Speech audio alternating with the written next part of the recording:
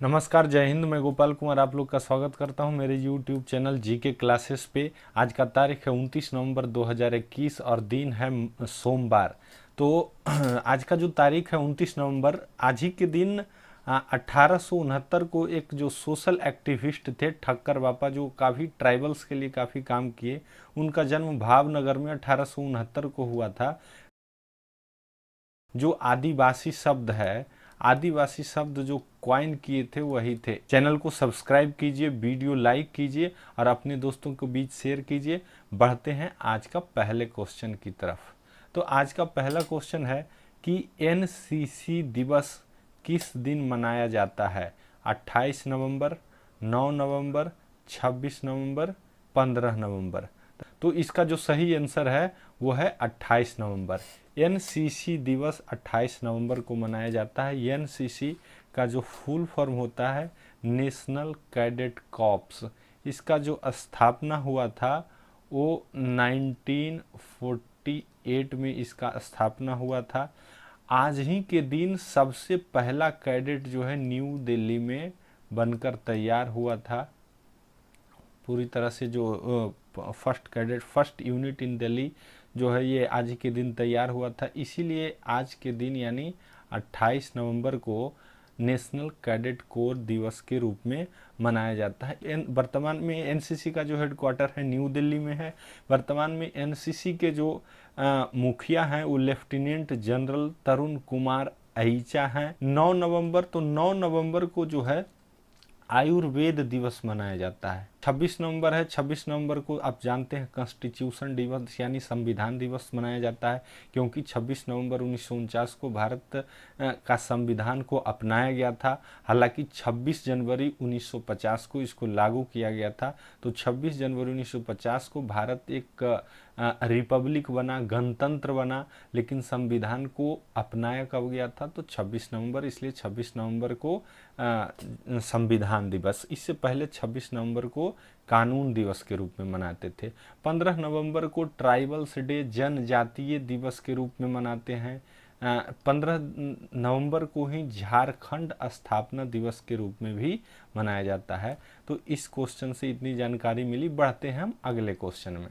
तो अगला क्वेश्चन है, what is the name of the film that backs the golden peacock award at the 52nd IFFI means international film festival of India. 52वें अंतर्राष्ट्रीय film समारोह में the golden peacock award जीतने वाली film का नाम क्या है?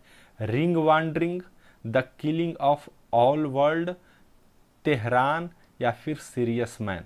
तो इसका जो सही आंसर है वो रिंग वांडरिंग है। रिंग वांडरिंग एक जो है जापान की एक फिल्म मूवी है, जो हिरोशिमा और नागासाकी पे जो 1945 में एटॉमिक बम गिराए गए थे, और उस तरह से उसके बाद से शहर जो है पूरी तरह से नेस्त नाबूद बर्बाद हो गया था। उसके बाद किस तरह से वो फिर अपने आप को खड़ा किया, उसी पे बनाया हुआ ये मूवी है रिंग वांडरिंग, जिसको कि गोल्डन पीकॉक अवार्ड दिया गया है। दूसरा, ये the king of all world, ये इनॉग्रल मूवी था, यानी जो इसी मूवी के साथ इस फिल्म फेस्टिवल का जो है शुरुआत किया गया। तेहरान, तेहरान क्या है? तो आप जानते होंगे ईरान की राजधानी है तेहरान। तेहरान नाम की एक मूवी बनाई है, ये कहाँ की है? तो इजराइल की है। इजराइल की एक ड्रामा मूवी है, सस्पेंस थ्रिलर जिसको कह सकते हैं। ये स्पाई बेस्ड मूवी है। कैसे ईरान किस तरह से जो है इजराइल का जासूस तेहरान में आकर के और जासूसी करता है। ये रियल एक फिल्म तो खैर जो होता है वो पटकथा के बेसिस पे होता है, लेकिन ईरान और इजराइल का जो है 36 का आंकड़ा चलता है, क्योंकि ईरान जो है जब से इजराइल का स्थापना हुआ है तब से ही एटॉमिक बम जो है बनाने की हर संभव प्रयास कर रही है, लेकिन इजराइल की जो एजेंसी है, इंटेलिजेंस एजेंसी जिसका नाम है मोसाद, जो कि दुनिया की सबसे खतरनाक इंटेलिजेंस एजेंसी में इसका नाम आता है, ये ईरान के हर मकसद को जो है फेल कर देता है। तो इसी के पे बेस्ड ये मूवी है तेहरान। तो इसको जो है अभी हाल ही में इंटरनेशनल एमी अवार्ड मिला है बेस्ट ड्रामा के रूप में। किसको? तेहरान को। सीरियस मैन इंडिया की मूवी है, नवाजुद्दीन सिद्दीकी के द्वारा इसमें एक्टिंग किया गया है। इसको जो है इंटरनेशनल एमी अवार्ड में नॉमिनेट किया गया था, हालांकि इसको किसी तरह का अवार्ड नहीं मिला। जान लेते हैं हम लोग IFFI के बारे में, यानी international film festival of India. तो इसका जो स्थापना हुआ था वो 1952 में हुआ था, 52 में। और ये फेस्टिवल हर साल जो होता है गोवा में ही होता है। इस बार इंटरनेशनल फिल्म फेस्टिवल का जो फोकस कंट्री था, कंट्री इन फोकस, वो था ब्रिक्स। ब्रिक्स बोले तो Brazil, Russia, India, China and South Africa. इसका जो स्थापना हुआ था वो 2006 में हुआ था। 2009 में इसकी पहली बैठक हुई थी। जब स्थापना हुआ था तो सिर्फ ब्रिक ये था, यानी ब्राजील, रसिया, इंडिया और चाइना। बाद में 2010 में जो है साउथ अफ्रीका को भी इसमें शामिल कर लिया गया। बढ़ते हैं अगले क्वेश्चन में, ये उसी के बारे में है। अगले क्वेश्चन में हम लोग दाखिल होते हैं कि अगला क्वेश्चन क्या है। तो अगला क्वेश्चन है 28 नवंबर को किनकी पुण्यतिथि के रूप में मनाया जाता है? 28 November is commemorated as death anniversary of which figure in India? Jyotiba Phule, Bal Gangadhar तिलक, दयानंद सरस्वती या गोपाल कृष्ण गोखले? तो इसका जो सही आंसर है ज्योतिबा फूले। ज्योतिबा फूले महाराष्ट्र के रहने वाले थे। एक समाज सुधारक के रूप में इनको याद किया जाता है। समाज सुधारक के मामले में और वुमेन एजुकेशन पे ये जो है काफ़ी ध्यान दिए। उसके अलावा इन्होंने अपलिफ्टमेंट ऑफ लोअर क्लास के उत्थान पे काफ़ी काम किए, क्योंकि ये खुद ही माली जाति से आते थे। इनकी जो पत्नी थी वो सावित्रीबाई फूले थी। इनके द्वारा सत्यशोधक समाज की स्थापना की थी। सत्यशोधक को अगर इंग्लिश में बोले तो ट्रस्ट सीकर नामक एक सोसाइटी की स्थापना किए थे। आते हैं बाल गंगाधर तिलक पे। तो बाल गंगाधर तिलक जो आप हिस्ट्री में लाल बाल पाल, यानी लाला लाजपत राय, बाल गंगाधर तिलक और बिपिन चंद्र पाल, ये तीनों गरम दल के नेता थे। और उन तीनों में से एक जो है यही बाल गंगाधर तिलक थे। बाल गंगाधर तिलक गरम मिजाज के आदमी थे। ये भी महाराष्ट्र के रहने वाले थे। भारत में जो है राइट विंग लीडर्स में जो है वो उस दौरान ये इनको अग्रणी माना जाता है। उसके अलावा ये जो है अपने पत्रिका और अपने पेपर के माध्यम से लोगों में जागरूकता लाने का काफ़ी प्रयास किए। इनके द्वारा 2 पेपर जो है लाया जाता था, एक मराठी और दूसरा जो इनके द्वारा पेपर लाया जाता था उसका नाम है केसरी। मराठी और केसरी नाम की 2 पेपर, ये पत्रिका या कहीं न्यूज़पेपर लाते थे। मराठी जो है वो इंग्लिश में होती थी और केसरी जो है मराठी में होती थी। ये बार बार जो है कई एग्जामिनेशन में पूछा जाता है कि मराठी पत्रिका पहले तो किन के द्वारा संपादित किया गया था? तो बाल गंगाधर तिलक। और किस भाषा में संपादित किया गया था?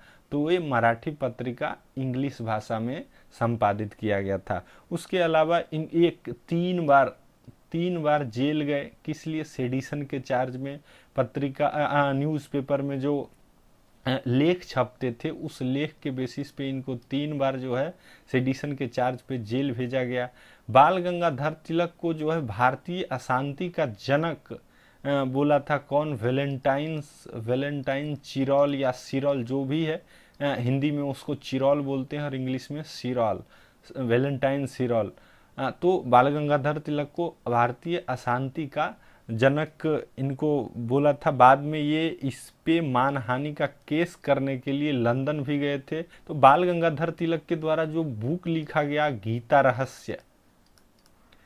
रहस्य नामक इन्होंने पुस्तक लिखी थी। उसके अलावा आर्कटिक होम ऑफ द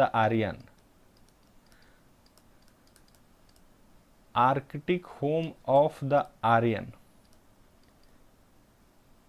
नामक एक पुस्तक लिखे हैं, जिसमें इन्होंने बताए हैं कि जो आर्यन और द्राविडियन के बीच का जो विवाद है, जैसे जो साउथ इंडिया को दो पोर्शन में अगर डिवाइड करें तो नॉर्थ इंडिया और साउथ इंडिया, जिसको कि सतपुड़ा और विंध्य रेंज डिवाइड करती है। तो जो साउथ के लोग रहने वाले हैं उनको द्रविडियन कहा जाता है, और नॉर्थ में जो रहने अभी भी रह रहे हैं उनको आर्यन रेस का माना जाता है। तो ये आर्यन आए कहाँ से, इस पे बहुत विवाद है, बहुत सारे लोगों का अपना अपना मत है।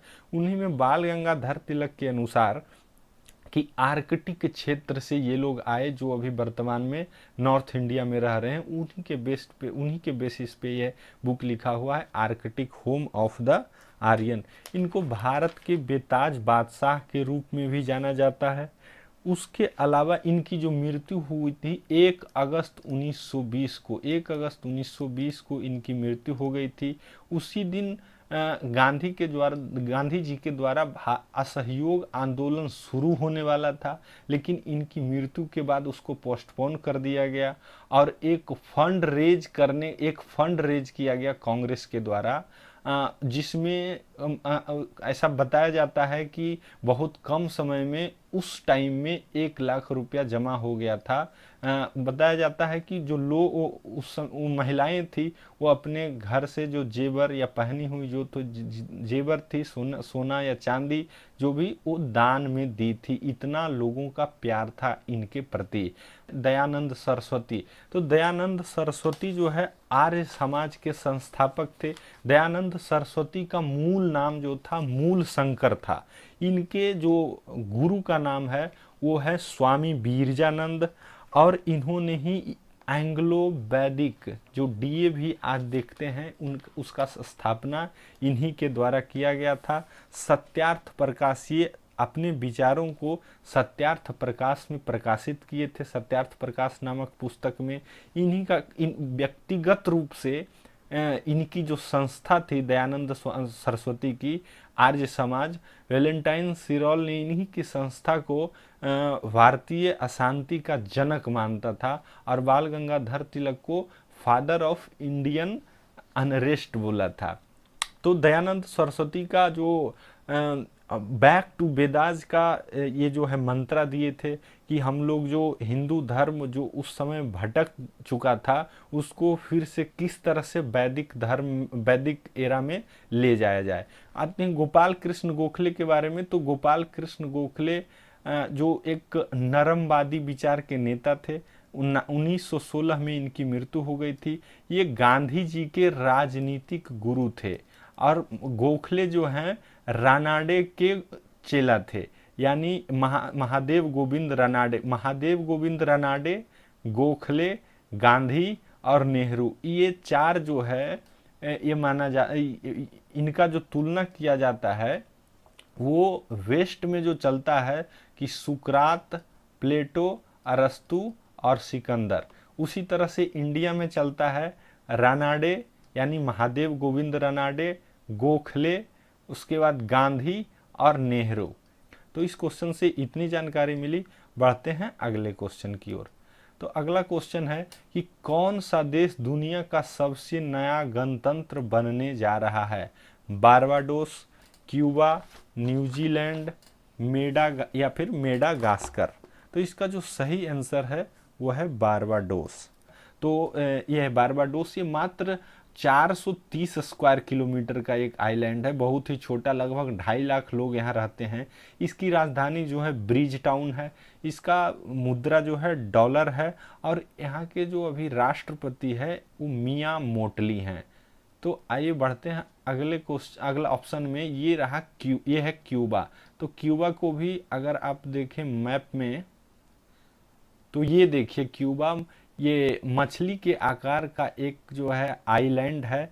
यहाँ की राजधानी हवाना है और यहाँ की जो करेंसी है वो पेसो है और यहाँ के राष्ट्रपति मिगेल डियास कानेल हैं। तो क्यूबा का जो इतिहास काफ़ी रोचक इतिहास रहा है। क्यूबा के जो संस्थापक कह सकते हैं वो थे फिडेल कास्ट्रो। फिडेल कास्ट्रो को अपने समय का सबसे क्रूरतम शासक के रूप में माना जाता है। अमेरिकियों का यहाँ पे कब्जा था, उन्होंने अमेरिकियों को यहाँ से भगाया। कहा जाता है अभी के वर्तमान परिदृश्य में अगर तुलना करेंगे तो इजराइल का और ईरान के साथ जो दुश्मनी का लेवल है, सेम दुश्मनी का लेवल उस समय यूएसए और क्यूबा के साथ हुआ करता था। फिडेल कास्ट्रो को वहाँ जो अमेरिका की इंटेलिजेंस एजेंसी है CIA, वो कई बार एसासिनेट करने की साजिश बनाई, हालांकि वो कभी सफल नहीं रहे। फिडेल कास्ट्रो जो थे वो समाजवाद के कट्टर समर्थक थे और पूंजीवाद के घोर विरोधी थे।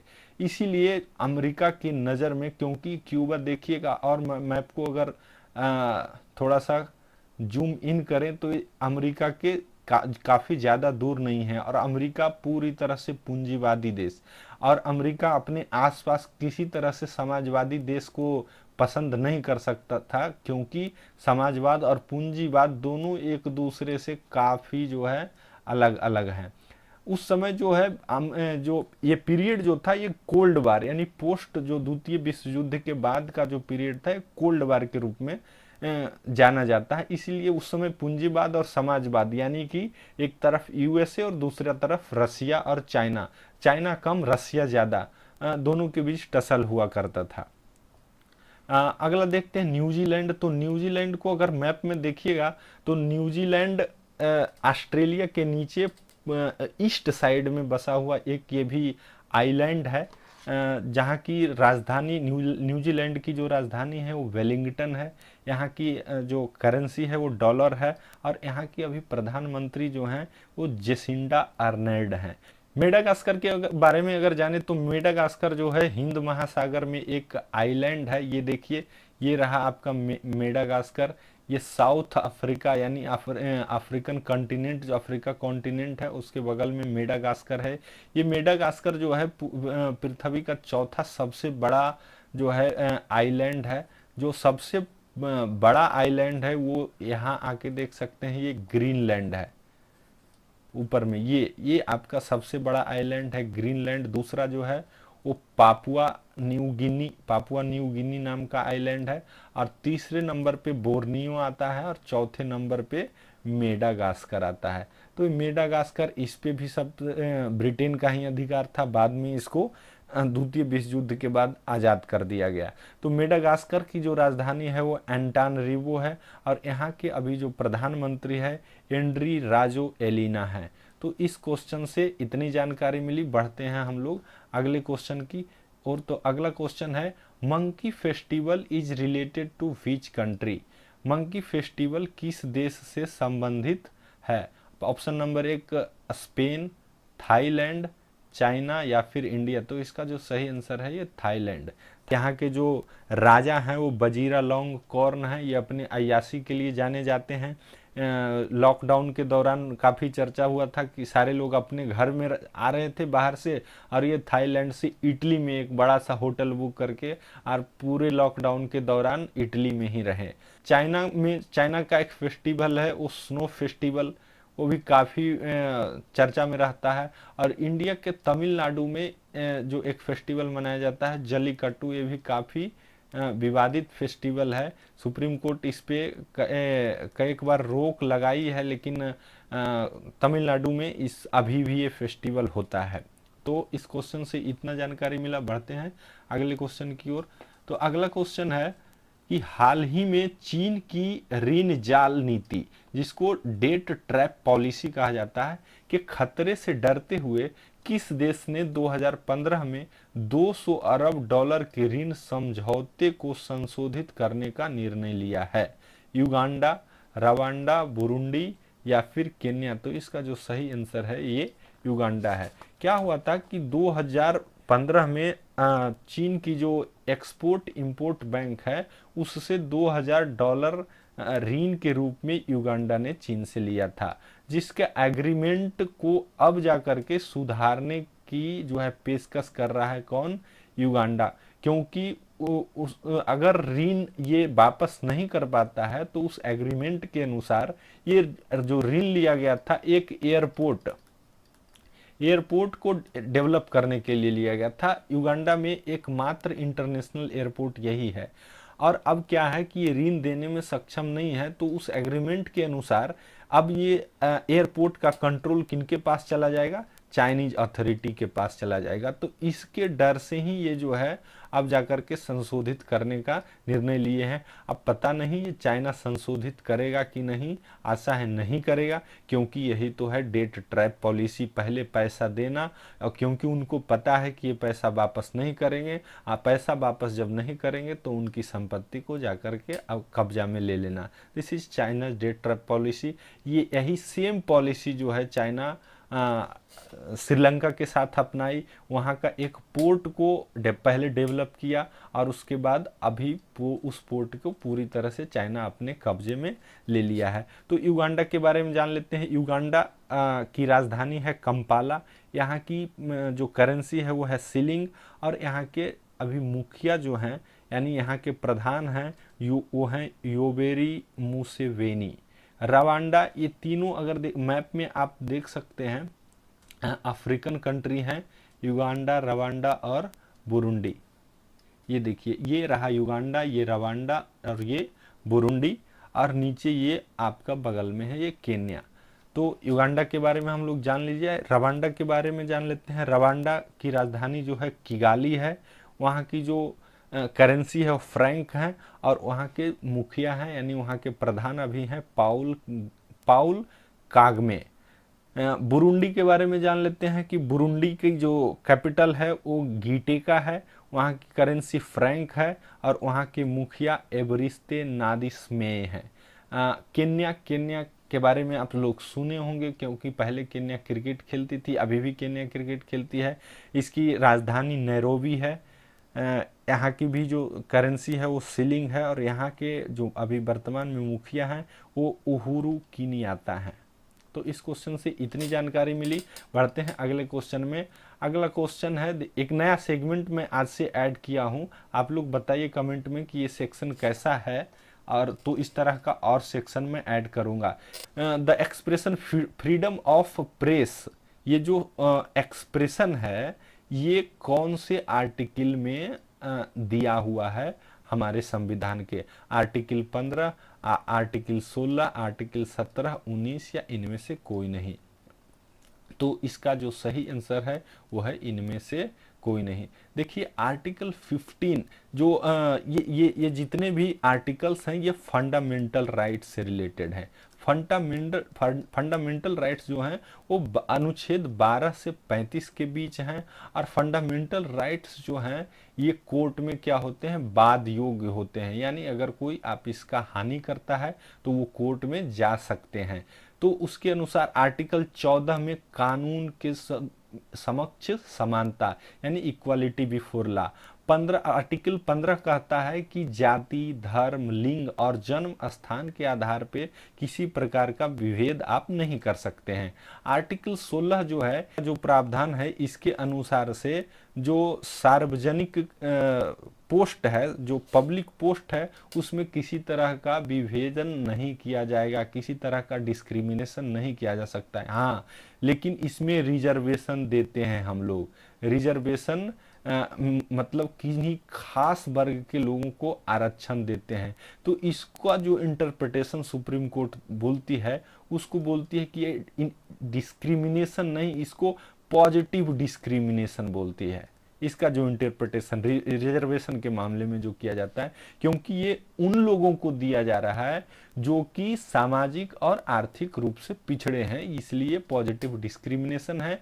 और वैसा डिस्क्रिमिनेशन जिससे समाज के एक बड़े तबके को फायदा हो रहा हो, उस तरह का डिस्क्रिमिनेशन हमारा कॉन्स्टिट्यूशन अलाउड करता है, लेकिन वो भी एक सर्टेन लिमिट तक। अभी संविधान के अनुसार 50% ये लिमिट है, यानी 50% से ज़्यादा नहीं कर सकते। हालांकि कई एक राज्य हैं जो इससे 50% का जो स्लैब है या जो सीलिंग है, इससे भी आगे बढ़ चुके हैं। फॉर एग्जांपल तमिलनाडु, और अभी महाराष्ट्र में भी ये चल रही है मराठा आरक्षण को लेकर।